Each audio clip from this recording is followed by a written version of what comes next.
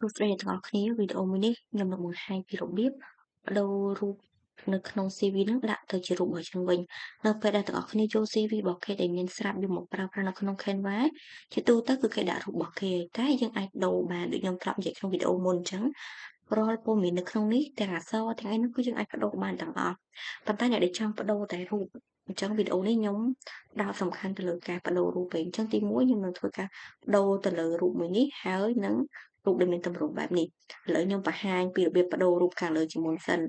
រូបនេះអត់មាន background ទេហើយវានៅពីរជាន់ដល់គ្នា layer វានៅពីរជាន់នេះវានៅក្នុងនេះមួយជាន់ទៀតអញ្ចឹងដំបូងយើងត្រូវ upload រូបរបស់យើងចូលមកក្នុងកម្មវិធី Canva ជាមុនសិនអញ្ចឹងដើម្បី upload រូបយើងមកក្នុងកម្មវិធី Canva នឹងបានអ្នកនរគ្នាមើលមកផ្ទាំងនៅខាងឆ្វេងដៃនេះមើលមកត្រង់កន្លែងមាន upload អ្នកនរគ្នានេះ upload កន្លែងមកដូចខ្ញុំចង់ឲ្យនេះឬក៏មានរូបពពកហ្នឹងដើម្បីចុចលើនឹងមកហើយបន្ទាប់មកចូលកន្លែង upload file អានោះយើងចូលទៅទាញ file របស់យើងនេះអានេះគឺជារូបភាពរបស់ខ្ញុំយើង select ហើយយើងចុច open រាល់រូបដែលយើង upload គឺស្ថិតនៅត្រង់នេះទាំងអស់គ្នាអញ្ចឹងខ្ញុំចូលរូបនេះយើងចុចតែមួយ click មកវានឹងមកកន្លែងនេះហើយអានេះវាស្ថិតនៅក្រៅអក្សរឥឡូវខ្ញុំដាក់វាមកខាងលើសិន layer ខ្ញុំយក front ទៅនេះរូបភាពរបស់យើងនៅលើគេហើយអញ្ចឹងបើសិនជារូបរបស់យើងមាន background នេះរូបរបស់យើងនឹងមាន background ផ្ទៃពណ៌សគ្នាឈរនៅលើរូបភាពហើយចុចកន្លែង BG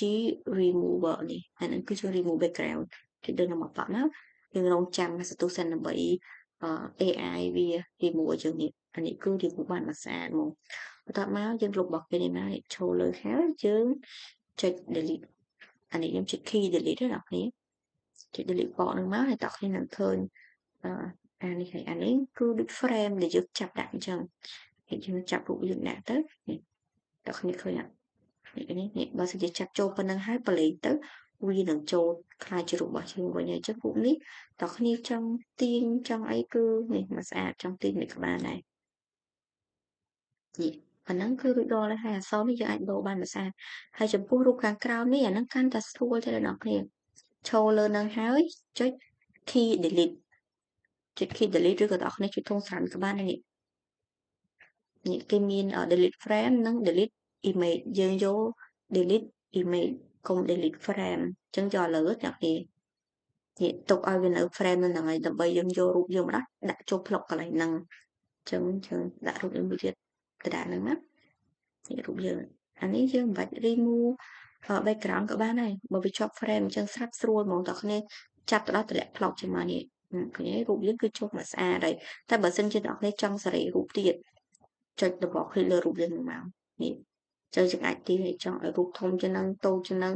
ចង់ទាញទៅឆ្វេងទៅស្ដាំអីនេះតោះគ្នាកែបានមកស្អាតប៉ុន្តែខ្ញុំយក default មកខ្ញុំអត់កែអីទេអញ្ចឹងវីដេអូយើងមានតែប៉ុណ្្នឹងទេអរគុណ